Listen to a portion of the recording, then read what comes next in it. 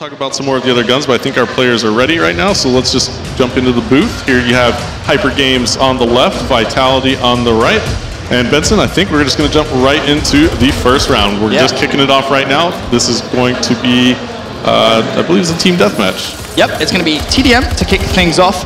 And we'll have Uplink, I believe, as the second map, and potentially some Hardpoint as the third. There's going to be 3 games that you're going to see. But as you said, the first game is going to be TDM. We're on board with AZOX. You can see that on the top right of your screen, part of course, HyperGames. And already, we actually saw at the very, very start, someone already using their EXO ability. They decided they wanted to use their overclock ability, which is, of course, that increased speed off respawn. Yep, and you can see that in the bottom right-hand corner of your screen. You see kind of a little battery charge there. That is your EXO ability. And once you pop it and use it, it's going to take a little bit of time to recharge so that you can use it again. You're also going to see your grenade choice right next to that as well. And then, of course, your ammo and what's filled. So here we go. We're still on board with AZOX at the moment. And currently, HyperGames is up by about 5 kills in this TDM. And we're going to see AZOX here pushing in. There you go. You see him shooting a frag grenade right there. And that's key to note as well. Traditional Call of Duty, you throw them. This time, you basically become like Iron Man. You pull out your wrist and you fire it straight from your wrist. Yep, straight out of the exosuit. Exactly. Everything really built around that exosuit. We'll actually change over and go over to Dialux now. Dialux is actually using something a little bit interesting there. He's actually running the EMP grenade. This is the first time all day I've seen anyone actually run the EMP. As well as that, he's going to be using the Exo Stim. Stim, of course, increase health. Yep. So what that does, you know, if you get into the middle of a gunfight and you can pop that, it's a long-range gunfight, you get tagged up a little bit, you take a couple bullets to the chest, but you're not dead yet, you pop that Stim, and let's say you maybe put a couple into the other opponent that you're shooting at, you have the advantage now with that Stim. 100%. Dialux right now just looking for anybody around. Turns around, picks up one, nicely played. It's worth mentioning those orange cylinders.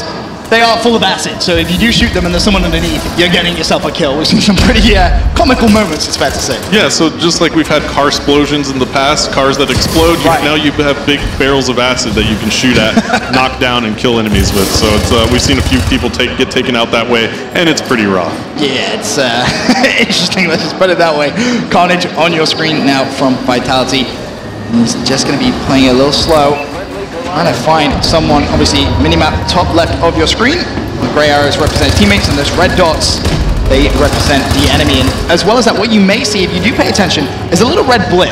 Now, that little red blip is a sign of someone using, you know, an exo, like trying to jump up, etc. So they do have an idea roughly of where that person is going to be. Yeah, and that's something we should talk about, Benson. Whenever you use a boost or, you know, an exo ability, you have potential to show up on the minimap. There's actually an exo ability called Ping that will allow other players to see you on the map anytime you use that. And looks like we already have, I believe that's is that Guardian that's already out? It is. I want to see who's actually using that. Hopefully we can get some time. It's Kataga. No surprise here. The French monster already destroying. And this is basically where you become an absolute beast. I would be curious to try and find out exactly what he modified that, because if you modify this, I actually spoke to Brycey earlier on, and Brycey told me if you modify this to its maximum, well, you're in for a treat, because it's very, very difficult to destroy it. Kataga is going to show you firsthand how lethal this can be. He's already killed a lot of people, and he's just, you know, just casually strolling through the map as you expect, just trying to pick up as many kills as possible, as his teammate actually just flew past someone there on this left-hand side. But mobility, obviously, a bit of a factor, and the enemy are going to try and stay as far away from him as possible. That's for sure right now, Astro. Well, so actually in Advanced Warfare, this is called the Goliath. The Goliath. So it's the XS1 Goliath, and obviously a score streak, and it, as you can see, does some pretty heavy damage. So the Goliath just gets taken out, and Kataga's back on the ground, and so now you see Broken on your screen. He's going to get taken down as well. So we're going to stay on board with him.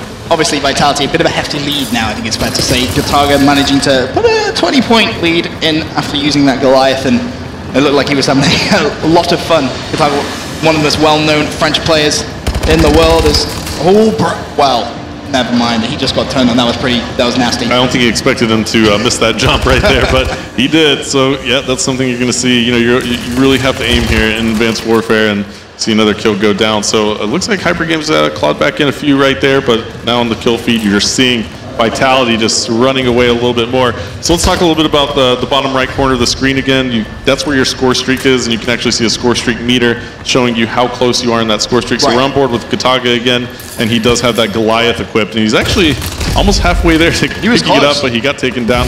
So he's going to have to restart, picking up score towards that Goliath. Now, I love the fact that Targo is actually using the Cloak Exo ability here as well.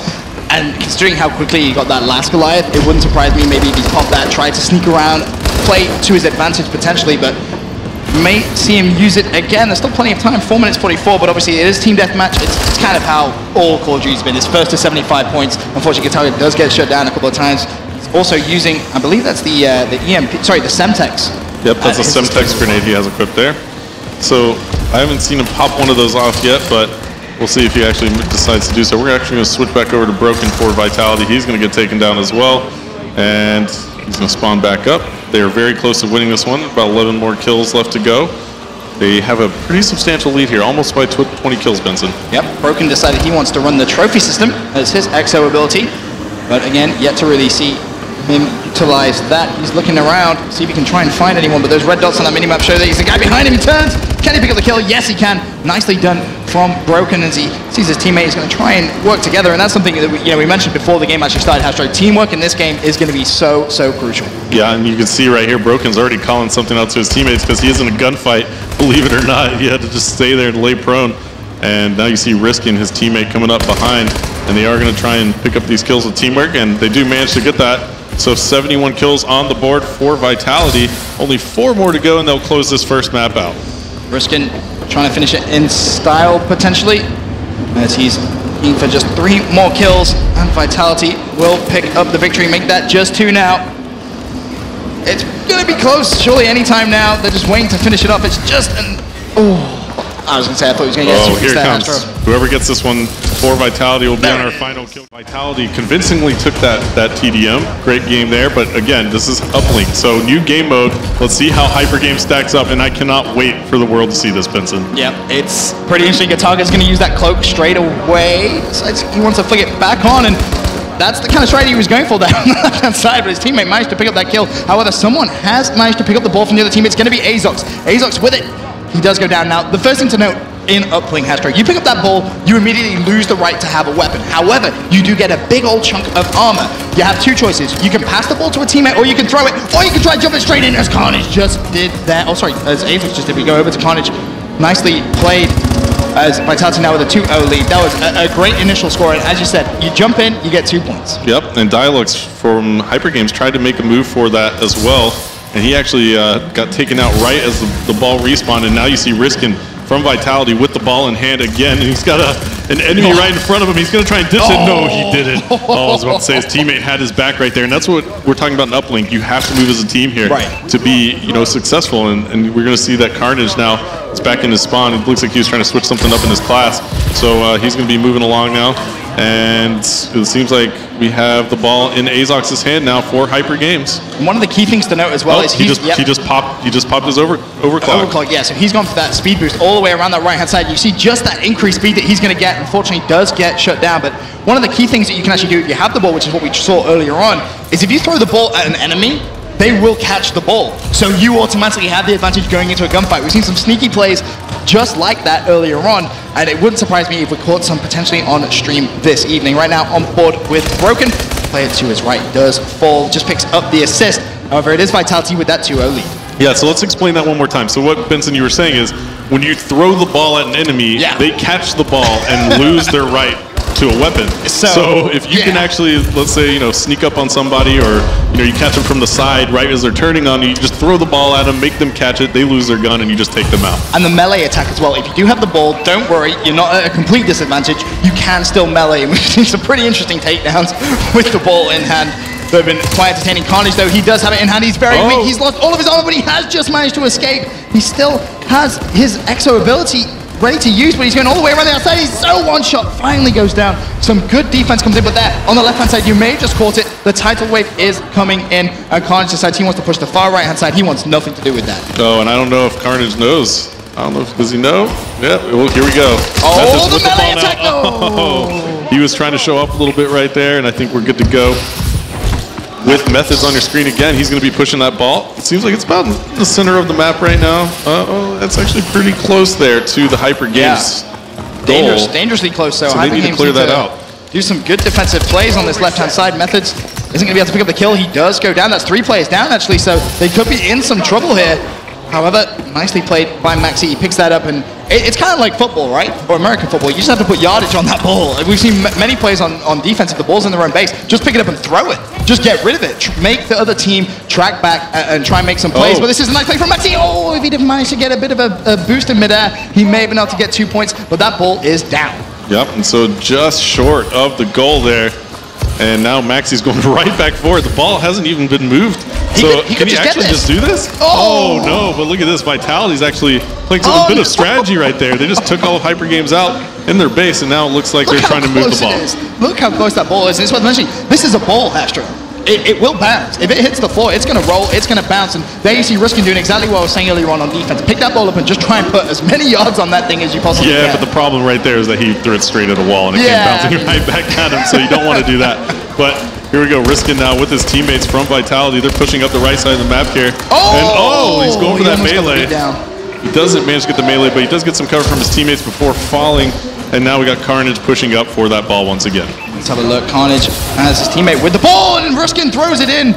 And that is going to be a 1-point score. Nicely played. And you could argue that he may have had time to actually just jump that through and get another 2-point score.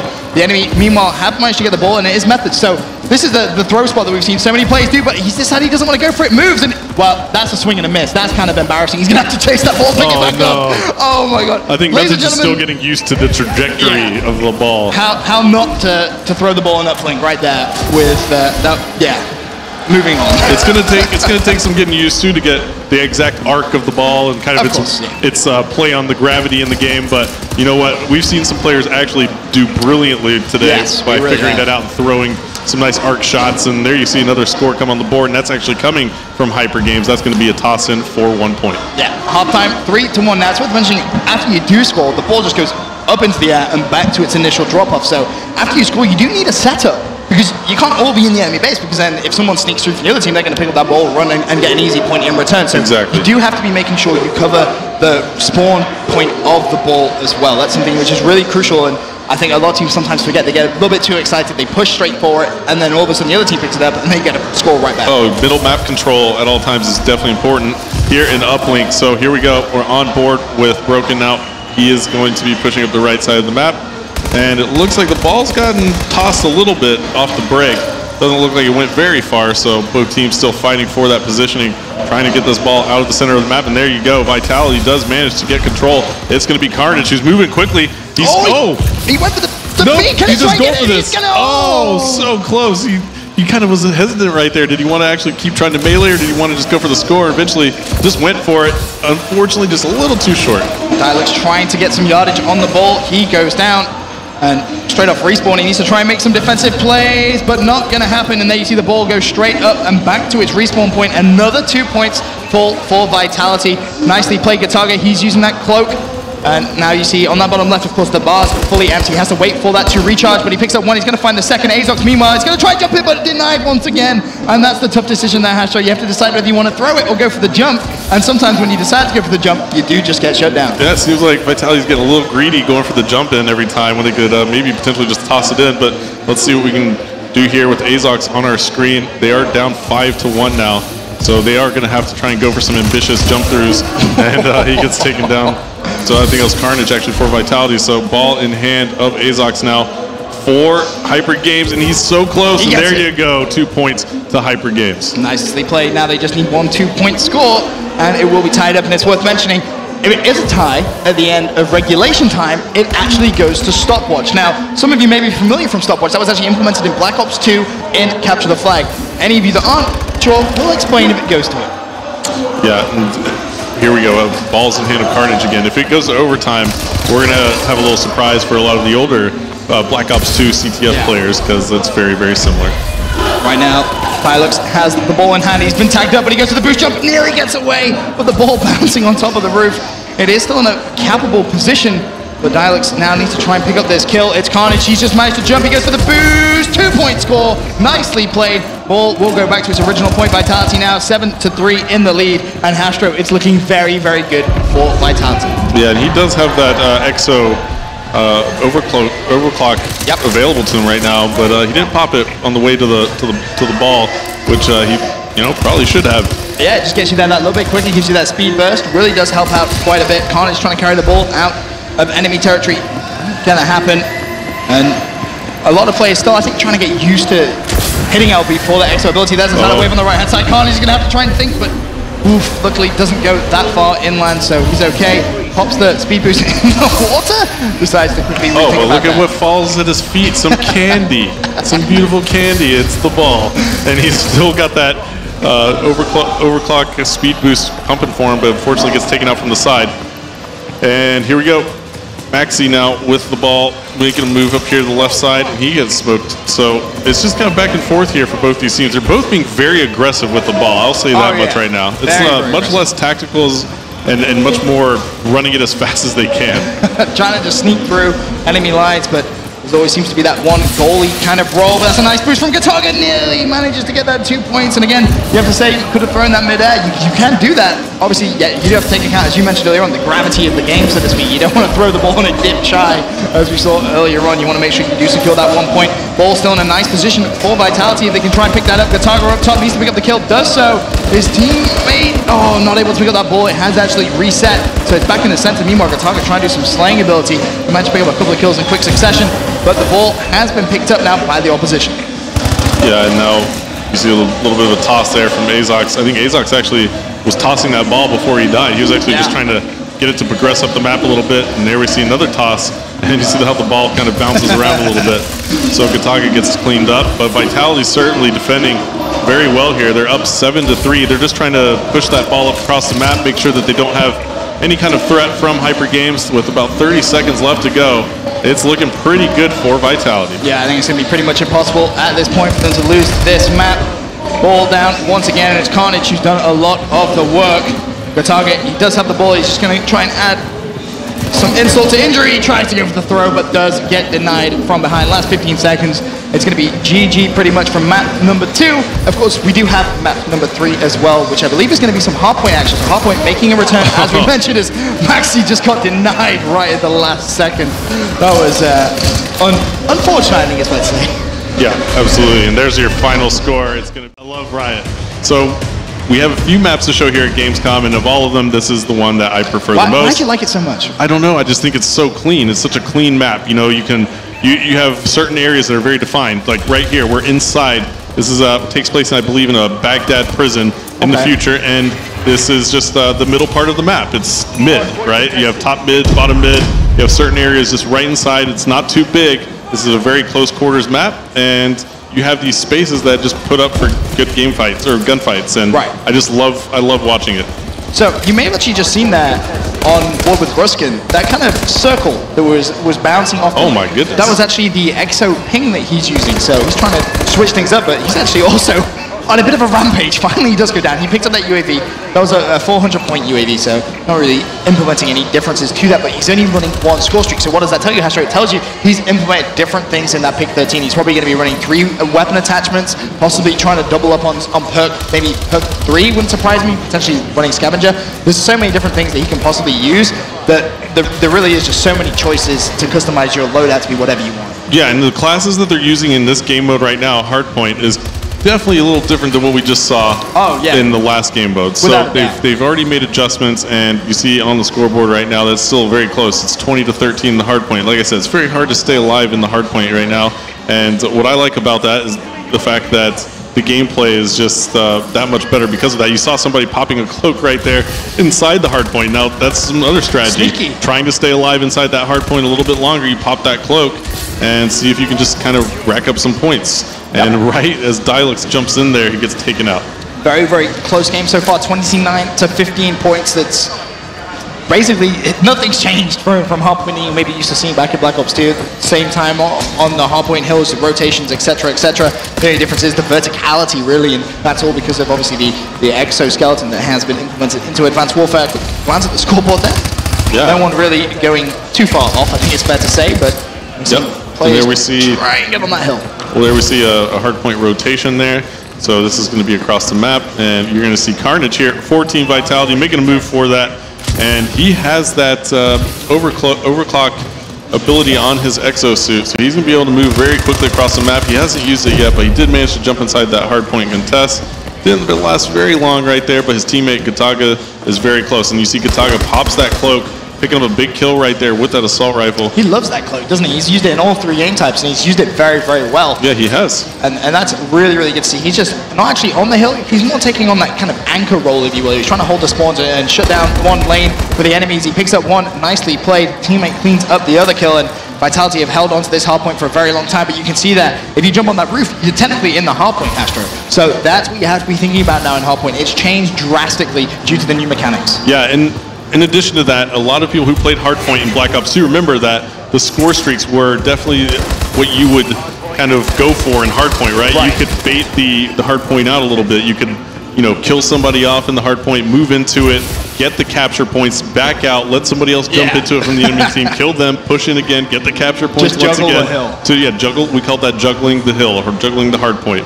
And that is how you get those score streaks. And I thought Gataga was about to do that right there, but he decided to bust out the roof and jump in like a madman, you wild man, Gataga. But he's back on board with us, and right now Vitality has a commanding lead. They're up by about 60. They've just broken it up. Yeah, nicely played from them. There's still 20 seconds left on the current hill. Gataga trying to rotate, does get shut down from behind. Meanwhile, Methods over at HyperGames, he's trying to pick up a couple of players off spawn while trying to set up on that next hill. Sadly, he does go down, and there you see he pops that EXO ability there. He's trying to get that speed boost all the way towards next hardpoint player up top. Does go down. Not much he could have done right there. Yeah, now you see Gataga here with some nice vertical positioning. He is up high on the map, and this is a great spot for him with that assault rifle, picking up a kill right there. And that is the red dot attachment he's using on that assault rifle. So he is using some familiar equipment. Yeah, of course. A lot of players, they like to try and play with as much familiar stuff as they possibly can, which is why sometimes you see players not really utilize the EXO abilities because they're simply just not used to it. As right now, still Vitality building a massive lead, Astro, 115 to 38, over 5.5 minutes left, 30 seconds on the current hill, and it is all Vitality again. More EXO abilities being used. That's actually the ping once again, which is being utilized. Yeah, and that was the burst fire assault rifle that he's using right here, Riskin.